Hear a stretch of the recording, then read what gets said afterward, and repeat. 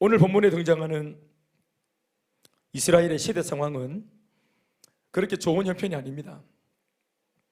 이스라엘 백성이 가나안 왕 야빈의 지배하에서 자그마치 20년 동안이나 학대를 당하고 있는 서글픈 시절의 이야기를 우리는 오늘 펼쳐보았습니다. 하나님의 백성인 이스라엘이 이런 고난을 겪는 데에는 반드시 그럴 만한 이유가 반드시 그 배경에 있습니다. 하나님의 백성에게 고난이 올 때 그게 아무런 이유 없이 그냥 애매하게 고난받는 거 없습니다. 반드시 하나님의 눈동자 앞에서, 하나님의 인준하시는 하나님의 어떤 그런 결심 앞에서 일어나는 사건입니다. 좋은 것도 안 좋은 것도. 그러니까 안 좋은 일이 있어도 나의 보호자가 되시는 하나님의 눈동자 앞에서 하나님의 제가가 되어진 상황이라는 것이 우리에게 은혜가 됩니다. 본문은 그 이유를 두 가지로 밝히고 있는데, 첫째로는 눈에 보이는 표면적인 이유가 있다고 합니다. 그것은 본문에도 우리가 읽은 바와 같이 바로 가나안 그 족속 그 땅, 그러니까 여기서 말하는 가나안이라고 하는 것은 가나안 7족속 전체를 대표하는 왕을 말하는 게 아니고 그 많은 7족속 중에 가나안 땅에 사는 7족속 중에 한 족속의 이름이 가나안 족속입니다. 그들이 왜 과거에 좀 남겨놓았던 족속이 있잖아요. 그 가나안 족속의 나름대로 왕으로 말할 수 있는 그 사람 이름이 야빈이죠. 그러니까 야빈 왕이 가지고 있는 막강한 힘 때문이라고 본문은 적고 있습니다. 그러니까 야빈 왕과 이스라엘이 겨루어서 무언가 물리적인 힘 때문에 힘에서 져서 지금 20년 동안이나 이렇게 조공을 바치고 지금 종으로 그들을 섬기고 있는 모양새입니다. 당연하겠죠. 고대 시대니까 힘 겨루기를 하는데 이스라엘 백성들한테 힘이 없으니까 힘에 눌렸으니까 종이 됐겠지. 3절 상반절을 보시면 이렇게 적고 있습니다. 함께 시작. 야빈 왕은 철병거 900대가 있어 20년 동안 이스라엘 자손을 심히 학대했으므로, 말을 바꾸면 20년 동안 이스라엘 백성들이 심히 학대를 받은 이유가 뭐냐? 또 야빈 왕은 기세등등해서 하나님의 백성인 이스라엘을 알아먹지 못하고 막 지어 밟은 이유가 뭐냐? 하나님도 두려워하지 않고 눈이 뒤집어져서 예수 믿는 사람들을 이렇게 학대한 이유가 뭐고, 그것은 철병거 900대가 있어 하는 것입니다. 이유가 철병거 900대 때문입니다. 힘의 논리로 모든 것이 통하던 그 시대, 그 당시 고대 시대에 한 나라가 철로 만든 무기를 가졌다라는 말은 그 나라가 당대 최고의 나라임을 암시하는 대목입니다. 그런데 오늘 본문에 등장하는 가나안 왕 야빈은 철로 만든 칼 정도, 철로 만든 창 정도, 방패 정도가 아니라 아예 철병거를 이 민족이 가지고 있었다 이렇게 말합니다. 그러니까 다른 민족과 구별되어지는 것이 뭐냐? 싸움을 했을 때 그냥 바로 그냥 평정해 버릴 수 있는 강력한 힘을 상징하는 그 내용이 뭐냐? 바로 철병거 900대입니다. 철병거 900대. 여기서 말하는 철병거는 다른 것이 아니라 바로 지금으로 말하면 강철부대입니다. 강철부대. 그러니까 그 당시에 돌도끼 던지고 기껏 해봐야 청동기는 찌르면 구부러져 봅니다. 그런데 강철 무기를 가졌다. 강철 기마부대를 그들이 가지고 있었다. 지금으로 치면은 거의 탱크, 기갑차 이런 것들을 가진 겁니다. 그러니까 이게 고대 시대에 이미 차이가 엄청나게 나버리죠. 돌 던지고 다 해보세요. 돌 던지잖아요.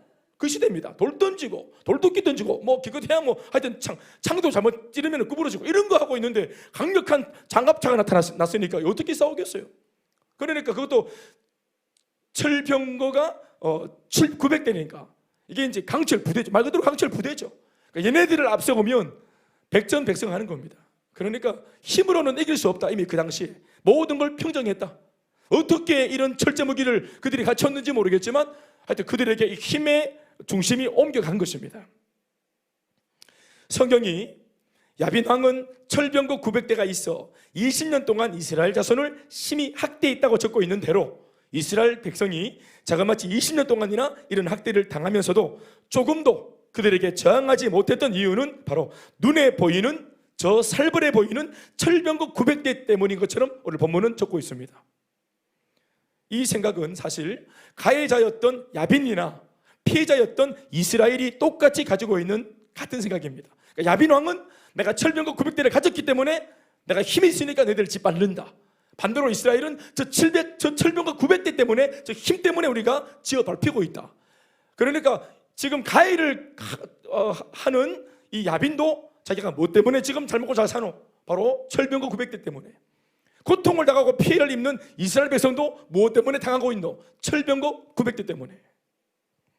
그러니 당시 이스라엘 백성은 생각하기를 당하면서 자신들이 단순히 힘이 없고 철병거가 우리는 없어서 이런 꼴을 당하고 있다고 여겼다는 말입니다. 이 고통을 당하면서 이스라엘 백성들이. 그러나 실제로는 그렇지 않습니다. 여러분, 이스라엘의 역사를 가만히 들여다보면 언제 그들이 이방인들을 이겼을 때 힘의 논리 때문에 이긴 적이 있습니까? 언제나 그들은 힘의 논리에서 밀렸습니다. 언제나 지혜가 부족했고, 언제나 군사력이 딸렸고, 언제나 대단한 그런 용사가 없었어요. 그들은 훈련된 군사가 아니었습니다. 정예부대가 아니에요. 그런데 그들이 이때까지 수많은 이방인과 싸워서 백전백승하고 늘 이겨왔다는 것은 뭐 때문입니까? 힘의 논리에서 그들이 나았기 때문입니까? 아니죠. 뭐 때문이었습니까? 오직 여호와 하나님을 믿는 제대로 된 신앙 때문이었습니다. 하나님과의 돈독한 관계 때문이었습니다. 그 관계 안에서, 신앙의 관계 안에서 언제나 여호와 하나님이 만군의 주 여호와 하나님이 되셔서 야전사령관으로 와주셔서 싸워주셨기 때문에 하나님 때문에 이겼던 것입니다. 그런데 오늘 20년 동안 그들이 당하면서 20년 내내 그들이 깨닫지 못하고 마음에 가지고 있는 생각들이 뭐냐면은 철병거가 우리는 없기 때문이다. 우리는 힘이 없기 때문에 지금 당하고 있다. 이거를 끊임없이 생각을 했다. 여기에서 발전을 못했습니다. 하나님은 어디 계시노? 우리가 회개해야 될 때가 아닌가? 우리가 뭔가 하나님 앞에 깨달아야 될 메시지가 있는가? 왜 애매하게 고난을 당하고 있노? 이렇게 하면서 신앙적으로 회개하자는 등 이런 영적인 대화를 하는 사람이 아무도 없었습니다. 그들 모두가 당하면서도 모두가 다 하는 말은 힘이 없기 때문이다. 지금 돈이 없기 때문이고, 건강이 좋지 못하고, 돈이 많은 좋은 부모를 만나지 못했기 때문이고, 가정 형편이 이렇기 때문이고, 그렇게 계속 말하고 있는 겁니다. 예수를 믿으면서도, 신앙생활 하면서도 일이 꼬이고 안 될 때 자신에게 주시는 하나님의 메시지인 줄 모르고 끊임없이 어떤 외부의 환경을 계속 탓하면서 거기에 문제가 있다고 보는 겁니다. 그러니까 가치관이 안 달라졌죠. 그러니까 사고방식이 안 달라졌죠. 눈에 보이는 현실 세계의 모든 상황은 눈에 보이지 않지만 틀림없이 존재하는 영적 세계의 결과물입니다. 영적 세계가 먼저고 그리고 자연 세계가 다음이에요. 이거 아멘 하십시오. 이것을 유일하게 믿고 알고 있는 것이 오늘 저와 여러분들입니다. 야한이 좀 많이 울리고 있는데, 오늘 이스라엘이 야빈왕에게 20년째 학대를 당하고 있는 진짜 이유는 영적인 이유인데, 그것은 하나님의 섭리, 하나님의 계획, 하나님의 허용 때문입니다. 하나님이 고난을 받도록 허용하셨고 섭리하셨고 뭔가 계획을 했기 때문입니다. 영적인 문제가 있는 거예요. 2절 상반절 보시면 여호와께서 하솔에서 통치하는 가나안 왕 야빈의 손에 그들을 파셨으니 라고 적고 있습니다. 이걸 보십시오. 이것이 이스라엘 백성이 지금 현재 겪고 있는 20년째 고난을 받고 있는 진짜 이유이고 진짜 배경입니다. 뭐라고 적고 있습니까? 여호와께서 야빈의 손에 이스라엘을 파셨다고 말하지 않습니까? 이거 영적인 문제입니다. 하나님이 하신 겁니다. 하나님이 이스라엘 백성들한테, 예수 믿는 성도들한테 비록 그들이 고통스러운 일이고 고난이지만 하나님이 주어가 되셔서 하고 있는 일입니다.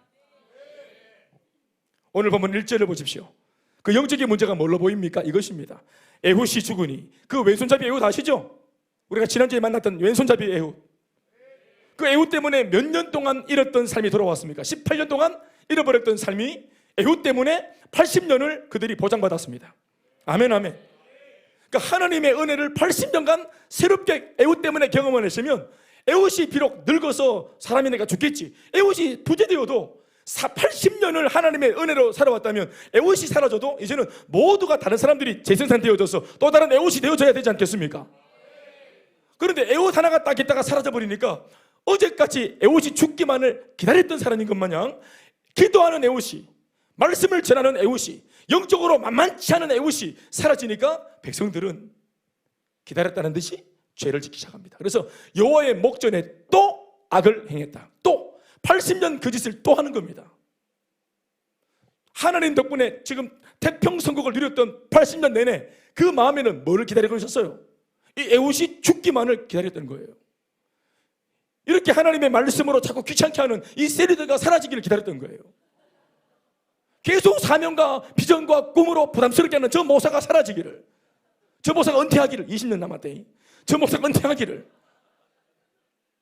딱 이 에봇이, 기도하는 에봇이 딱 왼손잡이가 딱 사라지자마자 바로 모두가 다 왼손잡이인 척 했던 거예요. 사실은 오른팔을 다 준비하고 있었어요. 정욕의 오른손. 내 맘대로 핸들링 하려는 오른손을 끄집어내는 겁니다. 그때부터. 불과 한 10주, 14주 양육 훈련할 때, 새가 빠지게 할 때는 모두가 왼손잡이인 줄 알았는데, 이제 왼손잡이가 됐구나 싶었는데, 방학을 해보니 또 오른손이 득세하고, 또 분명히 긍정적인 말, 되는 말, 믿음 있는 말 하라 했는데 또 입에서 또 부정적인 말, 무너지는 말, 또 무너뜨리고 차파뜨리고 판단하고 정죄하고. 우리 모두가 다 같은 말 같은 마음에서 가르쳤는데도 돌아서서는 또 다른 말, 약간 다르스무리한 말. 목사님이 그렇게 가르쳤지만 왜 그래 다 그래 할 수 있노? 이런 거. 그래가 적당히 막 그냥 막 거기다가 물을 쏟고 이래가지고 자기도 다른 거 그렇게 하면은, 다른 말을 하면은 다른 삶을 살게 되지만 다른 말을 하면 다른 삶을 사는 거예요. 그 자기가 다음에 모델로 보여주는 다음 세대는 진짜 완전히 다른 삶이 나오는 거예요. 그래서 우리의 시대에 위로부터 받은 것들을 고집스럽게 그것을 지켜내야 됩니다.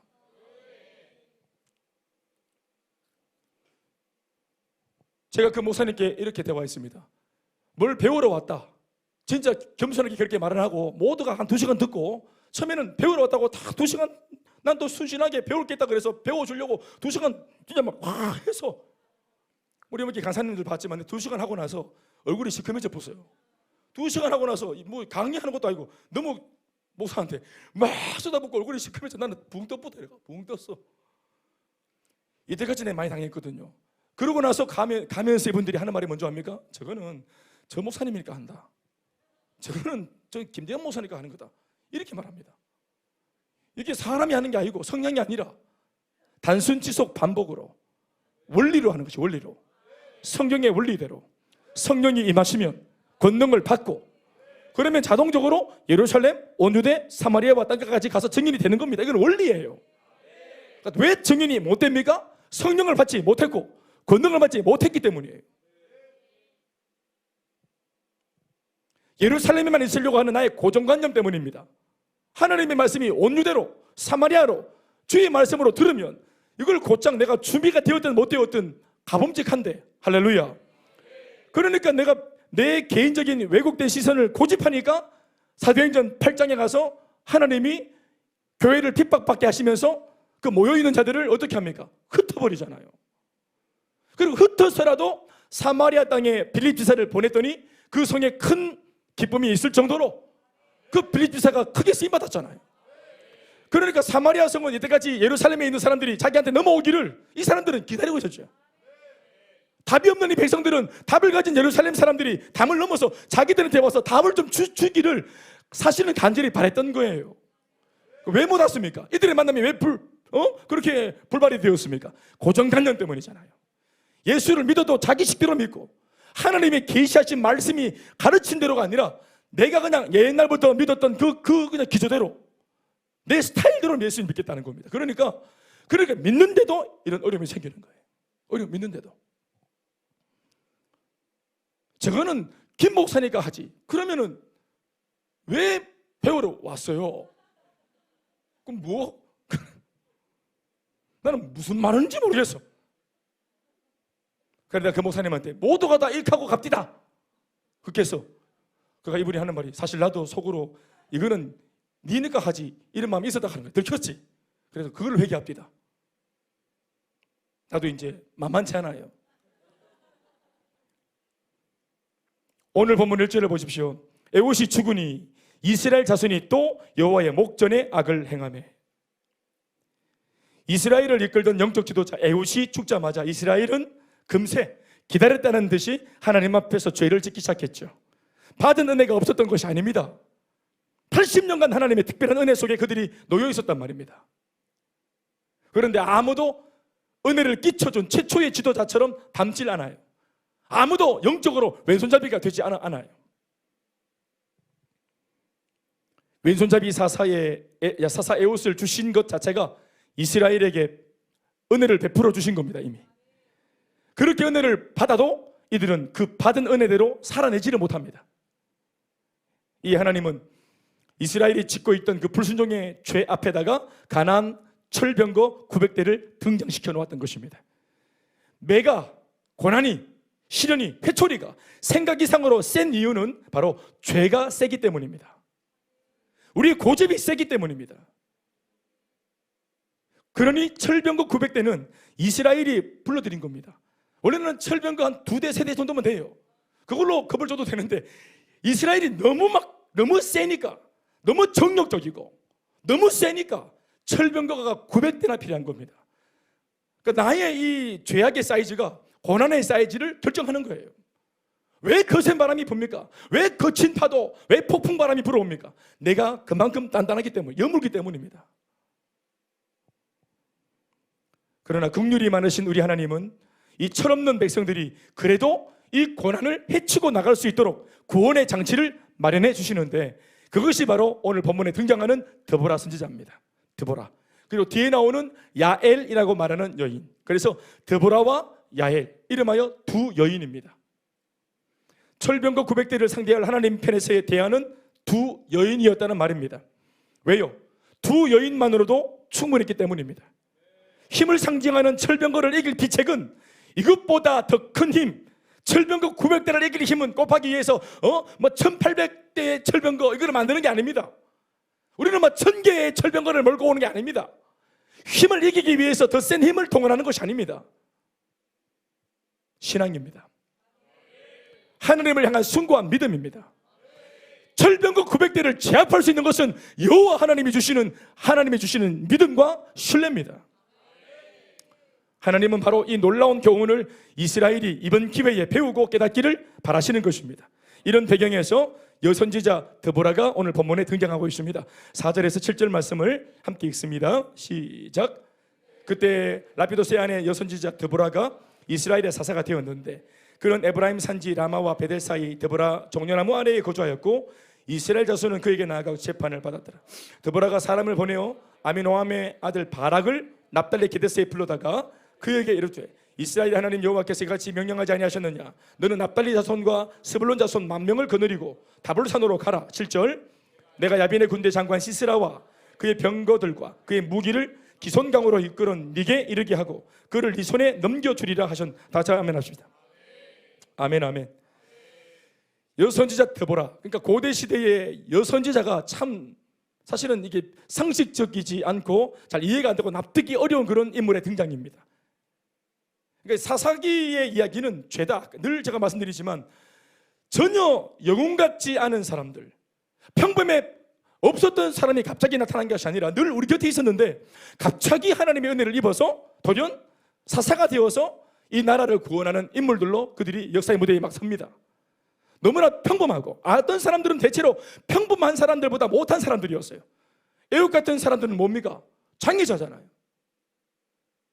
멀쩡한 사람도 이방인들을 물리치지 못하고 대안이 없는데, 이런 말해서 미안하지만 보편적인 우리의 가치가, 그러니까 장애가 있는 이 장애자가 어떻게, 날 때부터 장애가 있는 이 친구가 어떻게 나라를 구원하겠습니까?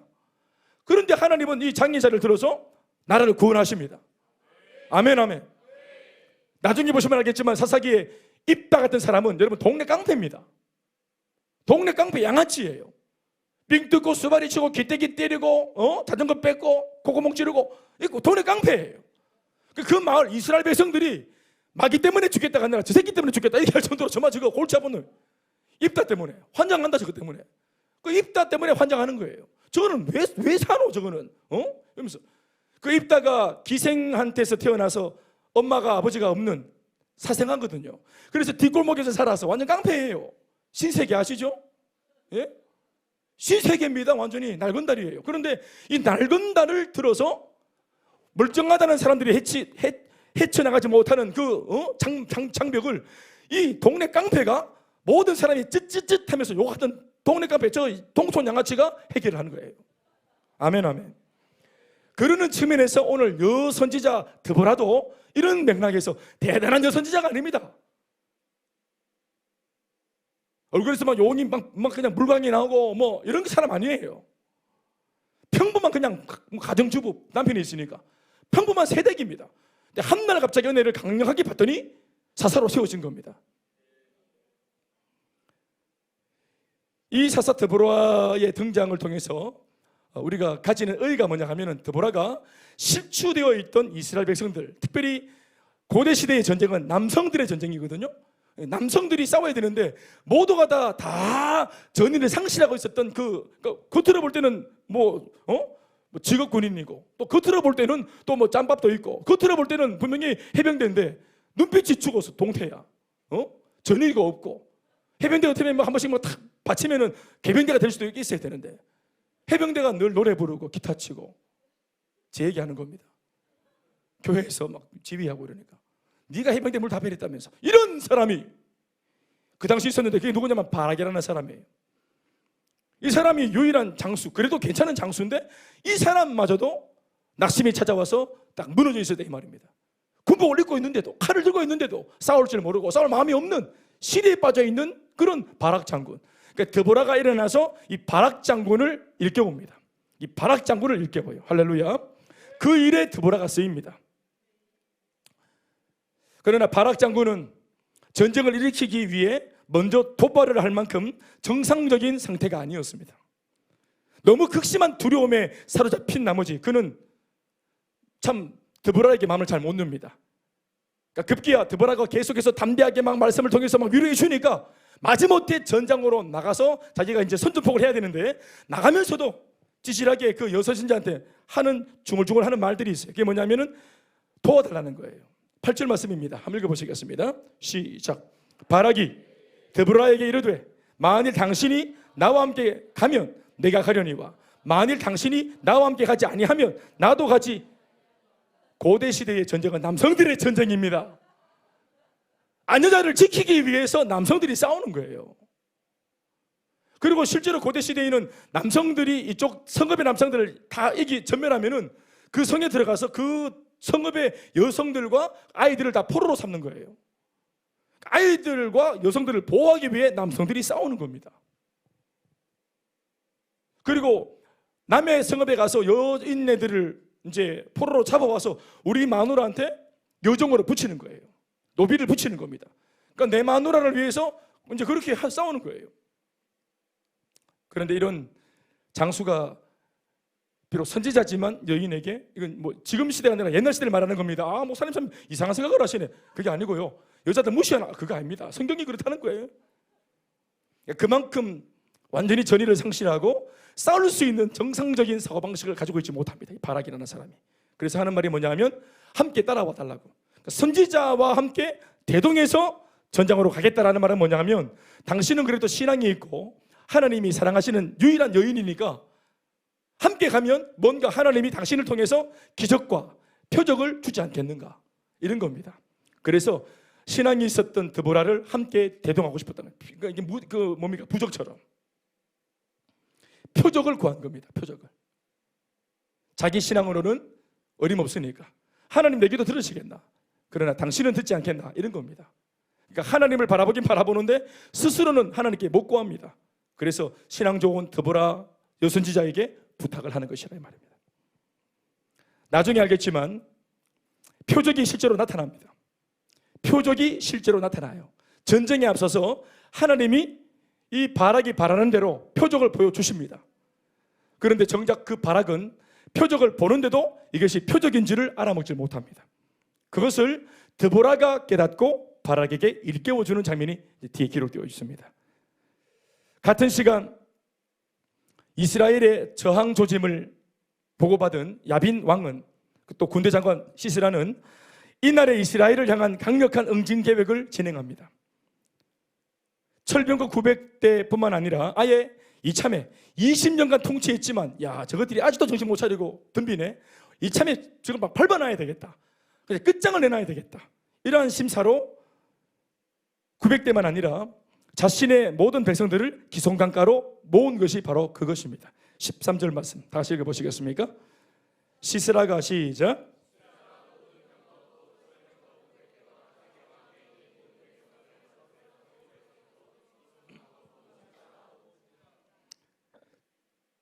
철병거 900대만 해도 족할 것 같은데 아니 철병거 900대가 뭐고 철병거 한 100대만 가져가도 안 되겠나? 이스라엘이 무슨 힘이 있노? 그런데 자기가 가지고 있는 모든 무기를 총동원했습니다. 게다가 모든 민족까지 모든 백성들까지 총동원했습니다. 다 강제 징집해가지고 다 전쟁에 동원해서 그렇게 완전 막 총출동합니다. 이와 같은 시스라의 단호한 행동의 근거가 뭘까? 그것은 자신감입니다. 자신감. 어떤 면에서는 백성들을 다 데리고 싸우러 나왔어요. 이게 뭘로 말하는 겁니까? 이거 축구로 치면은 골문을 비운 겁니다. 골키퍼도 나온 거예요.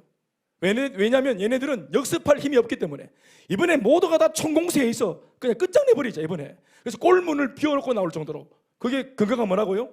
자신감이래요. 자신감. 그리고 그런 자신감의 근거는 다른 게 아니라 군사력이었습니다. 그래서 골문을 비워놓고서 모든 인력을 전쟁에 불러들인 것입니다. 이런 막강한 군사력을 가진 시스라는 그 어떤 상대도 두렵지 않았던 것입니다. 힘이 있으니까. 심지어 그 상대가 하나님의 백성 이스라엘이라고 해도 예수 믿는 사람들이라고 해도 철병거를 가진 이 시스라에게는 전혀 문제가 되지 않았습니다. 자신이 가진 철병거의 힘을 믿는 이 자신감이 지나치자 그는 자신도 모르는 사이에 하나님마저도 대적하는 자리에까지 나갑니다. 힘이 있다 보니까 교만해진 거죠. 완전히 하나님이 돌보시는 나라 이스라엘을 공격한다는 것 자체가 하나님을 우습게 여김과 같은 것입니다. 하나님을 아예 무시하는 거예요. 이런 경우는 우리 주변에도 허다하죠. 불신자는 물론 예수를 믿는 성도들의 삶에도 이런 아나무인격의 모습은 허다합니다. 철병거가 주는 힘을 신봉한 나머지 하나님마저도 우습게 보인다면 오늘 내가 가진 이 철병거는 축복이 아니라 저주요 재앙입니다. 힘이 좀 있다고, 돈이 좀 있다고, 실력 조금 있다고, 밖에서 인정받고 있다고, 좀 먹고 살만하다고 그 철병거가 주는 자신감에 도취되어서 하나님도 신앙도 예배도 말씀도 가소롭게 보이기 시작했다면 그 사람이 바로 오늘 본문의 시스라인 겁니다. 오늘 본문의 시스라는 결국 마지막 말씀 가보면 완전히 망합니다. 이런 비극을 미연에 예방하고 돌이키라고 하나님은 오늘 본문으로 우리들한테 메시지를 주시는 것입니다. 아무튼 시스라의 이 참 교만방자한 또 자신감이 너무 막 지금 넘쳐서 오버하는 것처럼 보일 정도로 완전 눈에 비는 것 없이 저렇게까지 지금 나왔다는 출전의 소식을 듣자 오히려 여선지자 드보라는 이 상황이야말로 하나님이 주신 기회임을 깨닫고 바락 장군에게 이 사실을 전합니다. 14절 말씀 다 같이 시작. 드보라가 바락에게 이르되 일어나라. 이는 여호와께서 시스라를 네 손에 넘겨주신 날이라. 여호와께서 너의 앞서 나가지 아니하시느냐 하는지라. 이에 바락이 만명을 거느리고 다볼산에서 내려가니. 다시 아멘하십시다. 일어나라. 오늘 이 순간이 바로 하나님께서 시스라를 네 손에 넘겨주신 날이다. 20년 동안의 고통을 끝낼 날이다. 언제? 지금 철병거 900대 전체와 가나안 백성들 전체를 다 몰고 전인민의 군사화해서 우리를 총공격해서 짓밟으려고 달려오는, 그것도 자그마치 20년 동안이나 우리를 지어박던 저 강력한 깡패무리가 총공세를 펼치려고 하는 오늘 이 날이 하나님이 우리한테 주신 날이다. 이렇게 드보라는 말하는 것입니다. 제가 무슨 말하는지 알겠어요? 이것은 응답의 날이 아닙니다, 여러분. 이 응답의 날이라고요? 이때까지 잠잠하던 빚쟁이들이 같이 담합을 했는지 10명의 빚쟁이가 서로 관계도 없는 사람들이 연합군대가 되어서 담합을 하고 오늘 저거 조지자 하면서 그렇게 달려왔다. 그래서 막 집에 들어서 막 딱지를 붙이려고 막 그냥 몰려오고 막 그냥 끝장난다 아주 그냥 예의도 없고 공경도 없고 뭐 대화도 안 통하고 이렇게 막 아나무인격으로 막 들이대는 이런 사람들, 우리로 말하자면 빚쟁이가 찾아오고 갑자기 막 여기저기에서 막 아들도 배가 아프고 딸도 머리가 아프고 갑자기 집사람도 관절이 아프고 갑자기 막 이 안 좋은 일들이 동시에 터져가지고 다 병나고 아프고 나도 아파야 되는데 나는 멀쩡해서 내가 다 돌봐야 되고 이렇게 막 복잡하고 나로 하여금 머리가 아프게 만들고 하는 이런 일들이 동시다발적으로 막 터져나왔다. 이걸 놓고 드보라는 지금 응답의 때다. 이게 응답의 때가 온 거다 이렇게 말한다. 만약 목사님이 신방 가서 그런 말 하면 눈을 찔러버려요. 목사님이니까 그런 말 하지. 사실 여러분 이런 말을 들었을 때 바락 장군이 하고 싶었던 말일 겁니다. 바락 장군은 평신도고 드보라는 그래도 지금 뭐 목회자까지는 아니지만 그래도 지금 간사입니다. 사사니까 사사 간사 비슷하네요. 그러니까 주의 종으로서 하나님의 말씀을 대언해서 전하는 거 아닙니까? 현실은 빡센데 갑자기 막 더 빡세졌는데 오늘 막 응답의 날이다 막 일나라 하면서 막 내 지금이 막 나갈 때다 막 이렇게 할 때 바락이 야, 진짜 간사님 더 간사님 지일 아니라고 진짜. 왜냐하면 싸움은 누가 하노? 싸움은 바락이 하거든. 코피는 누가 터지노? 바락이 터질 거거든. 누가 뒤노? 바락이 뒤거든. 그러니까 이게 교회 앉아 갖고 더 집사님이다 더 간사 이게 말하니까 말이 쉽지. 저 철병거 900대와 저거를 우리가 전멸할 것 같았으면 지난 20년 동안 우리 말로 가만히 있었노? 이건 안 되는 거니까 20년간 발표해 있었잖아. 우리가 눌렸던가 이가. 그런데 갑자기 20년 동안 안 됐던 일이 오늘 된단 말이가. 그리고 더 강해졌는데 어떻게 이 날이 응답의 날이고 그렇지 않습니까?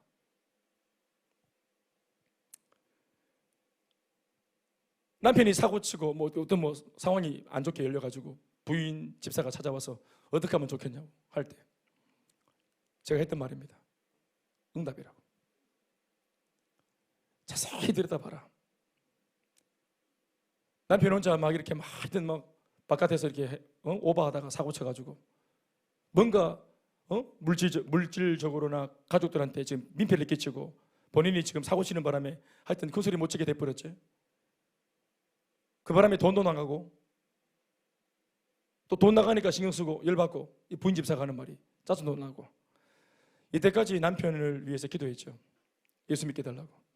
그런데 남편이 이런 거 아무것도 모르고 자기는 자기 때로 그냥 인생을 즐기면서 살았는데 그 상황에서 사건이 터지고 가족들한테 면목 없어지고 애한테 면목 없어지고 큰 소리 치던 남편이 큰 소리 못 치게 되어지고 돈은 들어가지만 칼자루는 분명히 이 부인한테 넘어온 겁니다. 이 상황을 가만히 믿음으로 감정을 버리고 하나님 은혜라는 측면으로 가만히 들여다보면은 지금 주권이 내게 넘어온 겁니다. 칼자루가 쥐어졌을 때 인간아 하고 이 칼을 휘두르면은 가해자 이건 진흙탕 되는 겁니다. 이 칼을 하나님이 칼을 딱 쥐어주셨을 때 이거를 멋지게 요리사에 있는 칼은 요리를 하게 되죠. 요리를 잘하게 됩니다. 내가 분명히 공격할 수 있고 찐빠를 줄 수 있는데 이 칼을 자루를 진 칼로 된장찌개를 끓였다. 김치찌개를 끓였다. 지어받고 나가라 해도 뭐 할 말 없는 남편한테 찌개를 끓여서 딱 대동해서 딱 따뜻한 밥을 먹이고 남편이 하는 말이 지어박아라. 차라리 된장찌개를 머리에 쏟아부어라. 이 레파토리 그런 레파토리 아이가 하던 대로 해라. 근데 와이카노 니 미쳤나? 이렇게 된다. 양육반에서 그렇게 하지 말라 하더라. 뭐 이러면서 사랑하는 여러분, 제가 쉽게 드리는 말씀입니다. 이것이 우리의 눈에는 절대로 응답이 아닙니다. 네, 응답이라고 생각을 할 수 있는 여지가 아무것도 없어요. 더 악해졌는데, 더 안 좋아졌는데요. 그런데 말씀을 들으면 이런 상황이 오늘 이렇게 구약 성경 사사기가 이런 어떤 상황을 놓고 구체적으로 이렇게 이런 감정의 선이나 이런 것들을 구체적으로 어떤 사건을 기술함이 있어가지고 이게 구체적으로 주는 이유가 뭘까요? 이게 그 당시에 바락의 삶이에요. 바락이 성령 충만해서 처음부터 뭐 드보라처럼 충만한 거 아닙니다. 폐단병의 의식이 있고요. 안 사고 싶고요. 20년간 눌린 거 오늘도 눌리고 있고요. 20년 동안 두려웠던 저 시스라 지금도 두려워요. 그런데 갑자기 이 말씀의 종은 죽음이 기회라는 거예요. 네가 이때까지 그렇게 나라의 독립을 위해서 기도했을 텐데 그 기도가 오늘 이렇게 응답이 되는 것이라고. 이게 응답이라고 말하는 겁니다. 일어나라. 오늘 이 순간이 바로 하나님께서 시스라를 네 손에 넘겨주신 날이다. 기고만장해서 얼마나 교만하면은 올 때까지 비워놓고 나온 저런 봐라 저거. 모든 것을 다 올인해서 오늘 이 전쟁에 다 걸었어요.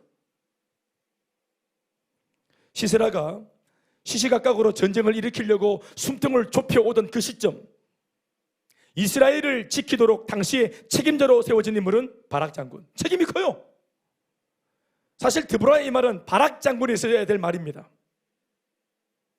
그러나 그는 일어나라 라는 말을 들어야 할 정도로 당시에 전의를 상실한 채 절망과 낙심으로 주저앉아 있었습니다. 그러니까 일어나라 했겠지. 바락 장군이 가진 그 두려움의 이유 역시도 철병거 때문입니다. 그놈의 철병거 때문에. 철병거 900대와 기고만장한 모습으로 자신을 향해 걸어 들어오는 이 시시라 군대를 보자마자 전의가 사라져 버렸고 이미 생각과 마음은 끝을 달리고 있었던 겁니다. 그러나 위기로 보이는 이 순간이야말로 기회라고 여사사 저 누굽니까? 드보라는 강력하게 선포하고 있습니다. 14절 마지막 부분을 읽어보시면 사사 드보라가 이렇게 말씀하고 있는 대목을 볼 수 있는데요, 이렇게 적고 있습니다. 여호와께서 너의 앞서 나가지 아니하시느냐. 따라합시다. 여호와께서 너의 앞서 나가지 아니하시느냐. 할렐루야. 사랑하는 여러분, 바로 이 드보라의 고백 속에 오늘 이 고백 속에 비밀이 들어 있습니다.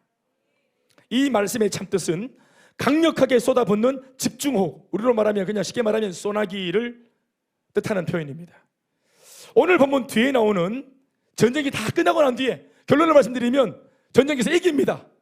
드라마 재미없어 미안합니다. 이 드라마 하여튼 전쟁 이깁니다.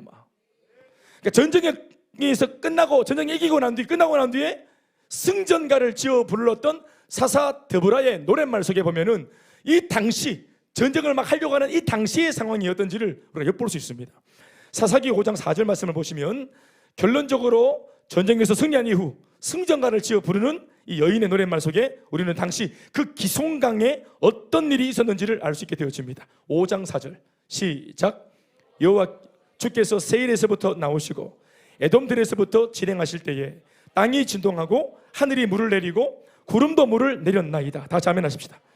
땅이 진동했다. 이 뭘 말하는 것입니까? 이거는 벼락과 천둥을 말하는 겁니다. 그리고 하늘이 물을 냈다. 비가 쏟아졌다는 말입니다. 구름도 물을 냈다. 하여튼 하늘에 있는 모든 물은 그때 다 내려왔어요.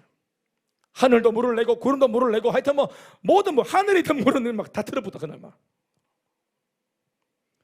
표현하기를 비가 오는 장면을 드보라는 뭐라고 노래합니까? 은유하면서 여호와여 주께서 세일에서부터 나오시고 에돔 저 들판에서부터 진행하신다. 비가 저기서부터 오는 거예요. 저기서부터 비가 막 내려올 때 저게 비가 온다가 아니라 주님 오신다 이렇게 했단 말입니다.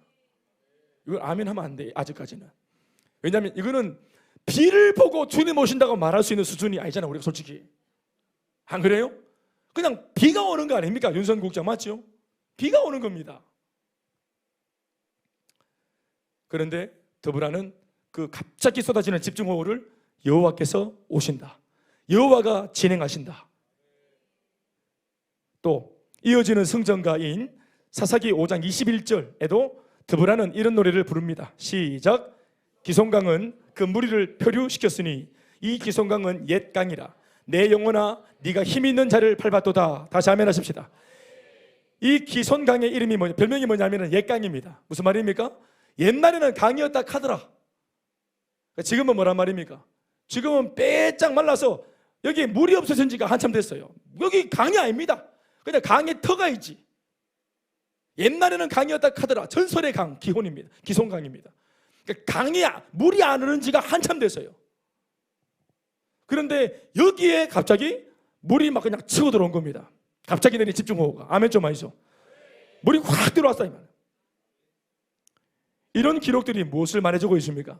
전운이 감돌던 그 당일에 집중호우가 있었다는 말입니다. 갑작스럽게 들이닥친 엄청난 소나기가 그 자리에 쏟아지고 있었는데 당시 드보라 이외에는 그 누구도 오늘 지금 내리고 있는 내 눈앞에서 지금 막 뚝뚝뚝 떨어지는 이 비의 정체를 몰랐다는 것입니다. 드보라 외에는 그냥 비였어요. 그러나 여러분 당시 그 비는 표적이었습니다. 앞서 바락 장군이 그토록 보기 원했던 바로 그 표적이 바로 이 비입니다. 보여줘도 영향이 없으니까 못 보는 겁니다. 드보라는 당시 기손 강변에 갑자기 쏟아지는 소나기를 그냥 단순한 비로 본 것이 아니고 시스라를 향해 자신보다 앞서 달려가시는 하나님의 모습으로 본 것입니다. 아멘 아멘. 드보라와 바락과 사실은 하나님이 함께 계셨는데 시스라가 온다 하니까 싸우러 가야 되잖아. 사실은 여기 막 주뼛주뼛 하고 있는데 하나님께서 먼저 나간 거다 이 말. 딱 보니까 야들은 안 나오고 저기 있고. 이런 느낌 아십니까? 이런 느낌입니다. 하나님께서 우리 편에 계시면서 대적이 우리를 향해서 선전포고할 때 가장 먼저 팔을 걷어붙이시고 나간 겁니다. 똑같은 상황에서도 낙심하여 자신의 초라한 처지만을 보며 절망했던 바락 장군과 같은 상황에서 하나님의 일하심을 보는 데보라의 시선은 이렇게나 달랐습니다. 바락은 뭡니까? 오늘 죽을 날인데, 오늘 막 지읒뜯길 날인데 비까지 오나? 이렇게 막 우중충하게 비까지 오나? 진짜 우울하다. 그런데 같은 비를 보면서 데보라는 응답이다, 이래 봤다 이 말입니다.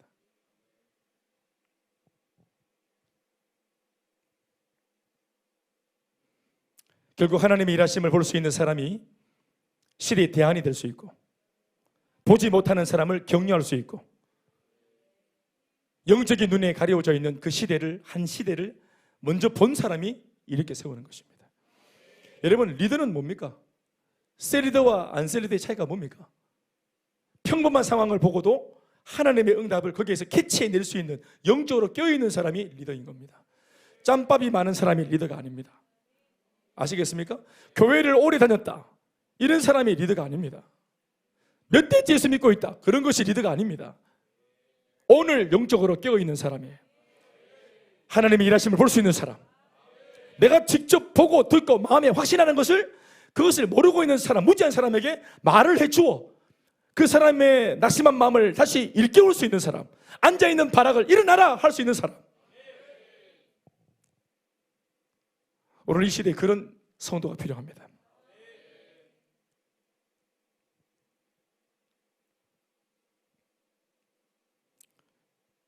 그렇게 했더니 심지어 기회를 놓치지 않고 잡아내어 역전의 찬스로 삼아낼 수 있었잖아요. 그렇죠. 그 비를 응답으로 보니까 잡아낼 수 있는 겁니다. 비 그치고 가자 이게 아니고, 비가 오는데도 응답으로 봤기 때문에 현장으로 나가지 않습니까? 그 현장에 나가니까 거기에서만 볼 수 있는 광경을 봤던 것입니다. 표류했다. 그렇죠. 바짝 말랐던 이 오래된 강이 갑자기 비가 오고 물이 쏟아지니까 어떻게 됐습니까? 이 기송강 바닥이 완전히 진흙탕이 된 겁니다. 진흙탕이. 바닥은 진흙탕이고 물은 막 금저가 올라오고 그러니까 막 그 안에서 표류하는 겁니다. 그리고 여러분, 왜 표류했냐? 진흙탕이 되었을 때 그 철병거 900대는 어떻게 되었을까요? 그게 쓸모가 있습니까? 그 철마차가 마차가 그 진흙탕을 돌파할 수 있습니까? 천만의 말씀이요. 오히려 철병거였기 때문에 진흙탕을 만났을 때 진흙탕은 철병거를 삼키는 겁니다. 뭔 말인지 알겠습니까?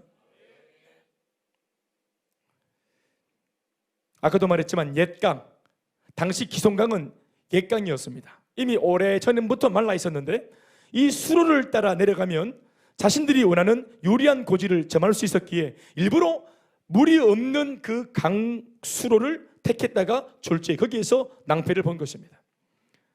그 말라있던 강이 갑자기 범람하게 되자 상당한 무게의 철병거 900대는 그 물속에 빠져 아예 쓸모가 없는 고물이 되고 말았습니다. 그렇게 두려웠던 철병거 900대, 하나님은 한순간 고물로 만들어버리십니다. 고물로 만들어버립니다. 하나님은 단 한 번의 비를 내리셔서 시스라의 자랑이었던 철병거가 아무짝에도 쓸모가 없는 한낱 고물이 되게 만들어 버리셨습니다. 아멘, 아멘. 사람들도 보면은 철병거 자랑하듯이 시스라가 돈 자랑하고 화려한 인맥 자랑하고 스펙을 자랑하는, 그러니까 자랑할 게 너무 많고 믿을 게 너무 많고 의지할 게 너무 많으니까 하나님 필요 없어요. 그러나 속이 안 좋아 병원에 갔더니 하루아침 말기암 선고를 받았습니다. 이 통보를 딱 받을 때, 그때 내가 자랑하던 모든 자랑거리, 세상의 자랑거리는 그때 그 순간 고물이 되고 마는 것입니다. 아무짝에도 쓸모없는, 내 생명을 연장시키는 것에 있어서 아무짝에도 쓸모없는 것들이 되어버립니다. 이것이 바로 세상 자랑의 실체이고 세상 자랑의 한계입니다. 그게 철병거 900대가 가지는 의입니다. 하나님 역사하시면 한순간 고물이 됩니다. 이윽고 전세가 한순간에 역전되어 바락의 손에 의해 막강 화력을 뽐내던 시스라 군대는 전멸했습니다. 이것이 하나님의 역사입니다. 오늘 예수 믿는 우리 앞에 우리의 신앙과 우리의 기도를 아무것도 아닌 것처럼 무기력하게 만들어버리는 문제들이 얼마나 많습니까? 철병거를 더 준비하는 게 안 낫겠나? 철병거를 이기려면 나도 철병거 준비해야지. 기도한다고 되나? 신앙으로 되나? 답답하다. 교회 사람들은 진짜로. 우리 셀리도 진짜 답답하다. 맨날 저 소리 저 소리. 답도 없는 저 소리 진짜. 그렇게 생각하는 분들에게 오늘 이런 말씀들이 나는 복음이 되어길 바랍니다. 세상은 하루가 멀다고 하고 저마다의 철병거를 어제보다 더 많이 쌓아 올려가고 있고, 상대적으로 그 앞에서 나는 복음을 들고 있으나 솔직한 말로 내가 가진 이 복음이라는 것이 그래봐야 저들의 철병거 앞에서는 뭐가 되겠노? 이게 무슨 가치가 있노? 어디 쓰겠노 이거를? 이런 마음 들 때가 있죠. 그래서 예수를 믿어도 스스로 주눅이 들고 부정적인 생각과 회의가 찾아올 때가 얼마나 많습니까? 세상 사람들이 쌓아 올리는 철병거 900대 앞에 서 있으면은 우리가 들고 있는 복음, 사명, 아울리치의 이런 좋은 기억들, 이 은혜들, 이게 돈이 안 되니까 이걸로 어떻게 저거를 뚫겠노? 저걸 돌파할 수 있겠노? 형편없어 보일 때가 있죠. 그러나 믿음의 눈을 들어 영의 눈으로 세상을 보면 지금도 우리 위에 하나님이 허락하신 은혜의 비가 내리고 있음을 기억하시기 바랍니다. 제가 산사태 얘기했죠. 밤사이 소복소복 조용히 내렸던 눈이 일정 쌓이면 이 소리 없이 쌓였던 눈이 마을을 삼키는 산사태가 되고 눈사태가 됩니다. 하나님의 은혜의 비가 저기서부터 스물스물 내리고 있습니다. 우리가 두려워하는 철병거 700대 위에도 하나님의 권능의 손이 은혜로 내리고 있습니다. 이 은혜의 비가 저들의 철병거 위에 내리면 그것은 심판의 비가 되고, 우리 위에 내리면 그것은 은혜의 비가 되는 것입니다. 지금도 내리고 있습니다. 우리가 못 믿고 투정하고 불평하고 이게 맞나 싶어하는 갸우뚱거리는 이 고민하는 신앙의 머리 위에도, 이 신자의 머리 위에도 은혜의 비는 내리고 있습니다. 우리가 처한 이 환경 위로 내리는 은혜의 비를 그 시대 드보라처럼 우리도 오늘 볼 수 있었으면 참 좋겠습니다. 완화되긴 했지만 이제껏 우리를 힘들게 해왔던 이 코로나 위로 내리고 있는 하나님의 은혜의 비를 볼 수 있어야 합니다. 내 가정 위에 이것이 내리고 있고, 내 질병 위에 이 은혜의 비가 내리고 있고, 우리 부부 위에 내리고 있고, 그리고 우리 아이들 위에 내리고 있고, 끝이 없이 내리고 있는 비, 그 하나님의 일하심을 볼 수 있기를 바랍니다. 그래서 우리도 드보라처럼 여호와께서 너의 앞서 나가지 아니하시느냐, 여호와께서 우리보다 앞서서 지금 이렇게 전쟁을 하고 있지 않느냐, 이미 일하고 계시지 않느냐, 심지어 이것을 근거로 낙심에 있는 주변 사람들까지 일으켜 세울 수 있는 우리 모두가 되기를 바랍니다. 우리 교회가 받은 사명이 바로 이것입니다. 우리가 하고자 하는 일이 이 일입니다. 한편 난리통에 간신히 홀로 생존한 시스라는 야엘이라고 하는 여인이 있는 집으로 피신을 합니다. 시스라는 이전부터 자신의 왕 야빈과 이 여인의 남편 헤벨이라는 사람이 친분이 있는 줄을 알고 그것을 빌미로 헤벨의 아내 야엘이라는 여인의 집에 안심하고 피신을 합니다. 성경을 읽다 보면은 우리가 좀 이게 성경 기자가 실수한 게 아닌가 싶은 의문이 가는 구절 하나가 있어요. 오늘 본문에 보시면은 눈치를 챘습니까?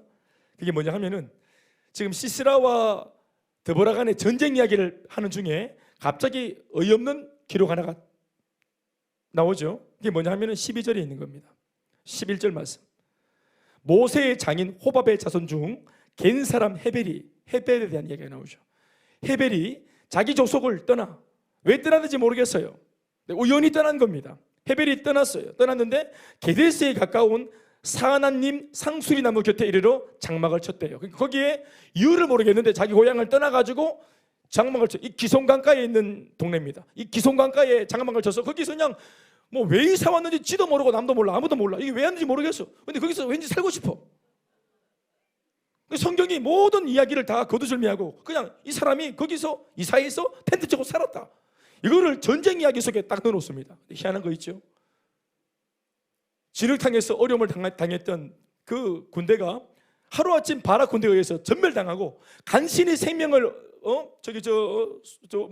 피해가지고 죽음을 피해가지고 도망한 이 시세라가 간 곳이 어디냐면 바로 헤벨의 집이었습니다.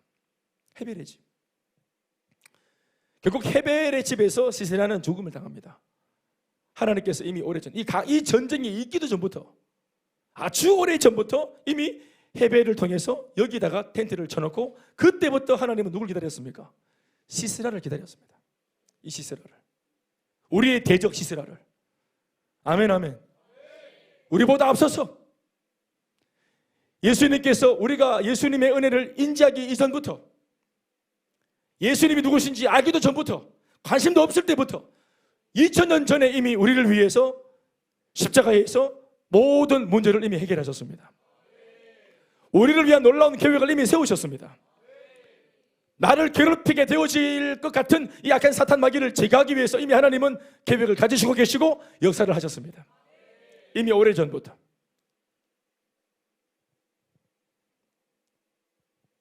사실 이 전쟁은 기송강에서 철병거 700대를 900대를 데리고 와서 선전포고하고 서로 막 그냥 싸워볼래 하고 이렇게 하고 있을 때 전쟁이 일어난 것이 아니라, 이미 아무도 생각조차 없었을 때 20년 동안 집 밟힐 때부터도 이미 하나님은 이 전쟁을 준비하고 계셨습니다. 그리고 내 백성 이스라엘을 괴롭히는 저 시스라를 이미 손볼 계획을 이미 20년 동안 그들이 싸울 마음이 없을 때부터도 하나님은 원수 마귀를 제거할 계획을 세우셨습니다. 미리 준비되어진, 우연히 그냥 막 이게 임기응변으로 옛다 하고 주어진 복이 아니라 이미 준비되어진 축복이요, 준비되어진 은혜라는 것이 우리에게 은혜가 되는 것입니다. 야엘은 급하게 들어온 시스라를 이불로 덮어주고 우유를 마시게 하여 안심시킨 후에 잠들게 만들었습니다. 그것도 기술입니다. 이 여인은 잠들게 합니다. 남자들이 만났다면 밤새도록 술 마실 건데 여인이 받았기 때문에 제압법입니다. 나를 잠들게 하라.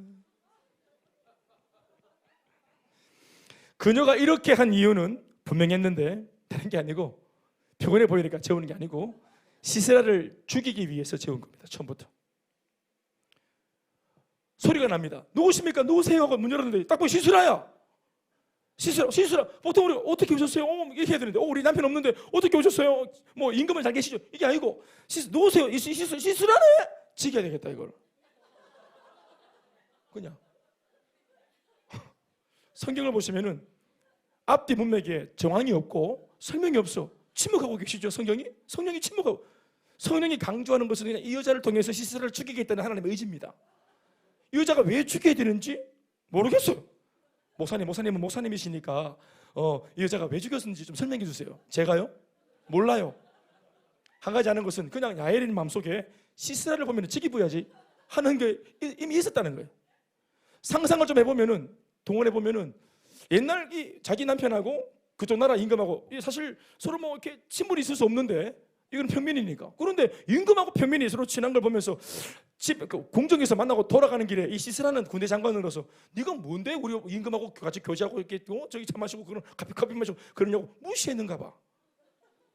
그때 헤베를 무시하는 이 시스라를 보면서 그 부인이 저기 내 언제 저건 지킨다 이런 마음이 있었는지 몰라. 그때부터 우유를 담갔어. 그때부터 우유를 바로 시켰어요. 이 오만 먹이게 해서.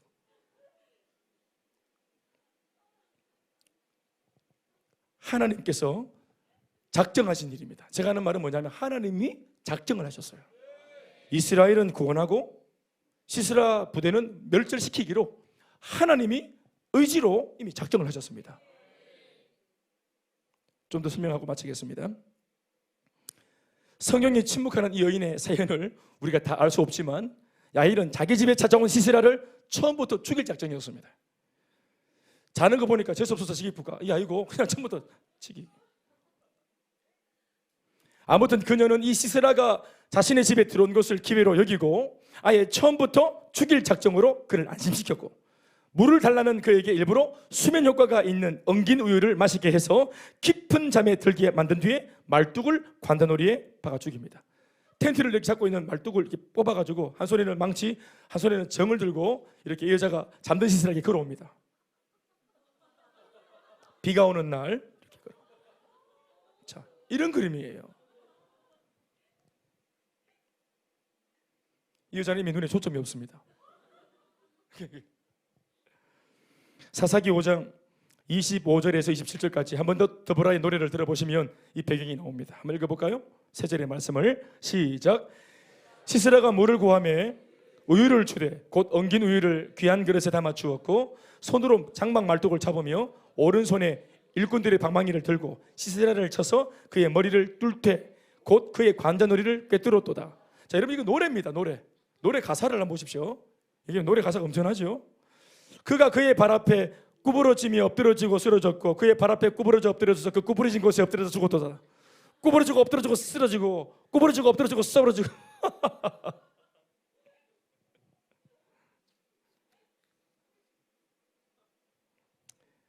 고대 시대의 장군들, 이게 이제 전사들이잖아요. 용사들이잖아요. 고대 시대 용사들이 전쟁을 할 때 혁혁한 공을 세우는 것도 참 중요한 일이었지만 그들의 그 프라이드가 뭐였냐면은 잘 죽는 겁니다. 용사답게.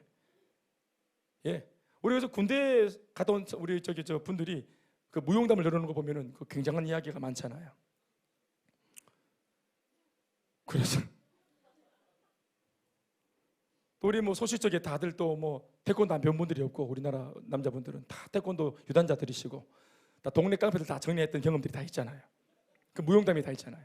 내가 어땠는 줄 아나 이런 거 다 이게 다 있거든요. 그런데 어떻게 죽느냐가 상당히 중요. 어떻게 죽였냐도 중요하지만 어떻게 죽었나도 중요합니다. 대대의 그것이 이제 영웅담이 되기 때문입니다. 그런데 두 여인에 의해서 머리에 발톱이 박혀서 죽은 시스라입니다. 무슨 말인지 알겠습니까? 그의 자랑거리 철병거는 한순간 진흙탕에서 고물이 됐고 그렇게 뻐기던 시스라는 아무런 힘이 없는 그냥 우유 발효시킬 줄 아는 이 여인 살림사는 주부한테 이 용맹한 적군의 적장이 여인의 손에 의해서 머리에 말뚝이 박혀서 죽은 겁니다. 무슨 말을 하고 싶은지 알겠습니까? 아무것도 아니란 말입니다. 철병거 900대가 아무것도 아니었습니다. 천하를 호령하던 시스라 군대 장관이 아무것도 아니었습니다. 문제가 허상입니다. 나를 삼킬 것 같았던 저 고난과 시련이 실체가 사실은 허상이었습니다. 20년간 그러면 왜 겁을 먹고 종살이 했습니까? 종살이 안 해도 되었어요. 누군가 일찍이 1년만 고생을 했을 때 1년차 때 그냥 회개하자 주님 앞에 은혜를 구하자 했으면 1년차 때도 철병거 900대는 물리칠 수 있었습니다. 시스라 아무것도 아니었습니다. 우리가 너무 어른대화하잖아요. 문제를 우리가 너무 사건과 상황을 너무 어른 대접하잖아요. 목사님 잘 몰라서 그런데 목사님 쉽게 말하지 마세요. 이런 상황은 목사님 말씀은 그렇게 쉽게 해결할 수 있는 문제가 아닙니다. 그러면서 저를 막 설득합니다. 우리 저 병준 전도사 옛날 저 엄마 아버지 누나 전도하러 갈 때 문 앞에서까지 계속 우리 엄마는 만만하지 않습니다. 근데 괜찮다. 근데 우리 누나는 만만치 않을 뿐만 아니라 우리 누나는 사납습니다. 그 사나운 누나가 지금 옆집에 있습니다. 그 얘기를 계속 그래 병준아 알았다. 그래 이제 가자. 근데 목사님 진짜 우리 누나는 장난 아닙니다. 그래 알았다. 목사님 진짜 우리 누나 진짜 장난 아닙니다. 한 3번인가 4번을 했어요. 내가 그래서 문 앞에서 병준아 네 지금 전도로 가는 애한테 그런 말 자꾸 해서 나한테 겁을 줘서 네 얻을 게 뭐가 있노? 전도 하자란 말이가 말자는 말이가 지금 내 피니가 네 누피고 이렇게 그렇게 했던 적이 기억이 납니다. 기억나지? 그래 회개해라. 누구 피니고 문제를 자꾸 대우하는 거예요. 목사님 우리 목사님 할 수 있어요. 이렇게 해줘야지. 우리 누나 세지만 목사님 할 수 있어요. 저는 목사님 믿으면 이렇게 해야 되는데 내가 우리 뒤에서 우리 누나 내 손 딱 잡고 있으게 못 때리도록 잡고 있어 이렇게 해줘야 되는데 그러니까 자꾸 겁을 주고 자꾸 대우하고 이렇게 하면 얼마나 쫄립니까? 응? 실제로 우리가 이렇게 합니다. 이게 좀 우스갯스러운 얘기지만 실제로 우리가 그렇게 한단 말입니다. 목사님 이런 문제는 기도한다고 되겠습니까? 아무리 우리가 말씀을 들려주고 신방을 하고 기도해줘도 이미 스스로가 기도를 받으면서도 이런 문제는 이런 정도의 기도 가지고 나올 수 없다고 본인 스스로가 이미 한계를 짓고 있지 않습니까?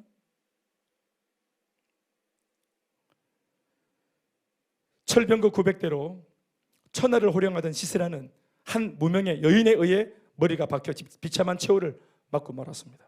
이것이 바로 자신의 힘만을 믿고 하나님을 우습게 여기고 그 백성 이스라엘을 조롱하던 자의 최후입니다. 십자가를 조롱하고 기독교의 그 가치를 조롱하고 교회의 가치를 훼손시키고 하나님의 말씀을 무시하는 사람들의 결국입니다. 말씀드리겠습니다. 고대 시대 당시 이 철병거 900대가 엄청난 첨단 무기였음을 생각할 때 이런 시련 앞에서 두려움을 느끼고 낙심하던 이스라엘 백성들의 모습이 결코 이상한 것이 아님을 알게 됩니다. 당연합니다. 사람이기 때문에 얼마든지 그럴 수 있습니다. 그러나 똑같은 상황 앞에서 모두가 똑같이 두려워하고 있었을 때 10사람도 아니고 100사람도 아니고 그 이스라엘 민족 전체 가운데 단 한 사람의 사사 여인 드보라는 비를 보며 이것을 하나님의 일하심으로 여기고 낙심하고 있었던 일꾼들을 다시 일으켜 세우기 시작했고 결국 그 일로 전세가 역전되어 이스라엘은 승리했습니다. 보십시오. 그 한 사람이 필요한 겁니다. 할 수 있다고 말하는 한 사람. 넘어져 있지 말고 일어나 봅시다. 우리 행복 모임 다시 한번 해봅시다. 셀프인가 이번 봄에 한번 해봅시다. 한번 살려봅시다. 다시 한번 만나봅시다. 그 문제 다시 한번 기도해 보십시다 라고 말할 수 있는 그 믿음 가진 단 한 사람.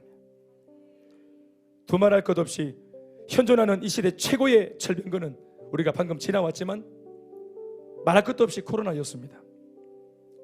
지금은 코로나가 완화되었지만 인정하는 것은 코로나로 인한 후폭풍이 지금 우리가 이제 겪고 있죠. 후폭풍. 코로나발 후폭풍으로 우리는 지금 현재도 정치, 경제, 건강, 직장, 학교, 가정, 그리고 교회와 사역 등 모든 환경에서 엄청난 고초를 겪고 있습니다. 고금리, 고물가, 바로 그 코로나 후폭풍입니다. 그러나 우리는 이러한 중에서라도 이 강력한 문제의 덩어리, 이 철병거 700대 앞에서도 우리는 할 수 있는 말을 해야 됩니다. 하나님이 하실 수 있다. 이런 시대, 이런 환경 위에도 여전히 하나님의 은혜의 비가 내릴 수 있다는 사실을 고백해야 됩니다. 믿음이 없이는 보이지 않는 이 하나님의 은혜의 비를 적어도 교회 지도자는 볼 수 있어야 할 것입니다. 저 같은 목회자 마찬가지. 기도하기는 우리 위에 오늘도 비를 내리시고 일하시는 하나님의 이 은혜의 손길을 저만 아니라 우리 셀리더들, 우리 교회 국장들, 특별히 금요일 밤에 개인의 편의를 뒤로 하고 나와 기도까지 하겠다고 다시만 여러분들 정도라면 이런 은혜가 있길 바랍니다. 볼 수 있어야, 봐야 전할 수 있지요. 볼 수 있고 봐야 다른 사람을 격려할 수 있습니다. 우리는 그래서 봐도 되고 안 봐도 되는 것이 아니라 반드시 봐야 합니다. 주의 귀한 것을 봐야 합니다. 주의 귀한 것을 들어야 합니다. 지금 이 시대에 있는 하나님께서 침묵하신다. 모든 사람이 말을 해도 할 수 있다고 말을 해야 돼. 대구는 전도가 안 된다. 모든 교회가, 심지어 교회마저도 말을 해도 우리 교회는 전도가 될 수 있다고 말을 해야 되지. 코로나 지나며 만교회, 통계 정확하게 만교회가 문을 닫았습니다. 교회가 문을 닫았다는 말은 주님의 몸된 교회, 그 몸이, 만개의 몸이 훼손되었다는 말입니다. 그 교회들이 문을 닫으면서 목회자가 시리에 빠졌을 것이고, 그나마 얼마 안 모였겠지만 성도들은 영적인 집을 잃었습니다.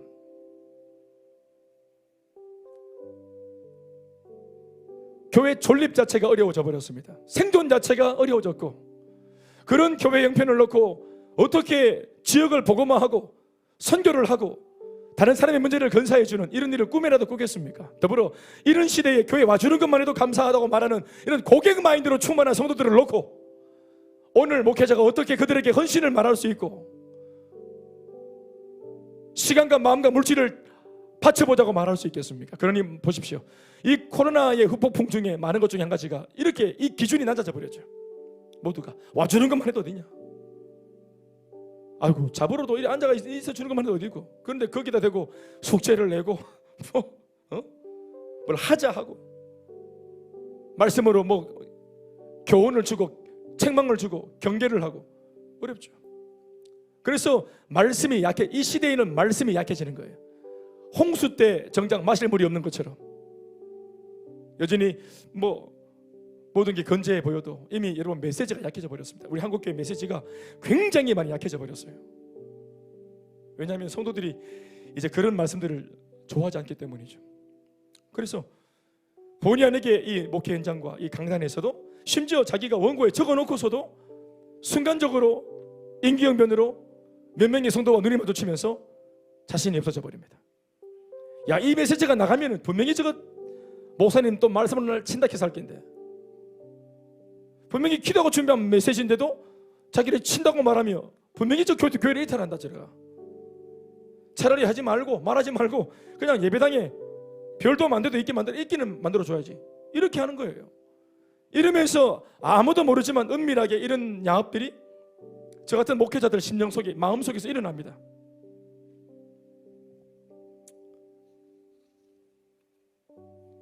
그래서 여러분, 우리는 이미 지난날 수많은 시간 동안 볼 것을 봤고 들을 것을 들었습니다. 그리고 하나님을 통해서 그렇게 순종을 했을 때 하나님이 비를 내리시는 것을 봤고 철병거 900대를 잠그시는 것을 목도했고, 우리 앞에 도저히 안 될 것 같았던 문제덩어리였던 그 시스라가 우리 앞에 거꾸로지는 것을 봤습니다. 여러분, 이제는 그것이 담임 목사가 보여주는 현장에서만 일어나는 일이 아니라 이제 여러분들의 삶에서 그것이 일어나야 됩니다. 보십시오.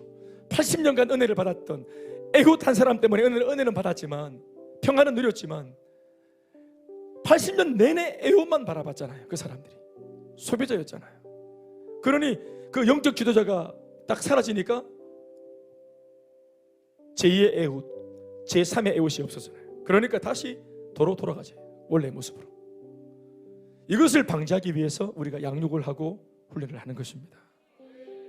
끊임없이 왼손잡이가 배출되어지고 이 시대의 다윗이 배출되어지고, 비록 다른 사람들이 귀하게 보지 않는 그런 장애가 좀 있어도, 문제가 좀 있어도, 여인이라고 해도, 또 가정의 상처를 가지고 있다 할지라도, 저렇게 해서 일꾼이 되겠나 싶은 사람들의 평가가 있다 할지라도, 오늘 사사시대의 사사처럼 사람들의 이목은 끌지 못해도 하나님의 고정된 시선을 통해 그런 사람들이 좋은 일꾼으로 세워져서 시대를 일깨우고 역사의 새로운 이야기를 펼쳐갈 수 있는 그런 일이 우리 교회 안에 저는 많았으면 좋겠습니다. 놀라운 일이 날 줄 믿습니다. 하나님께 영광이 박수하시겠습니다.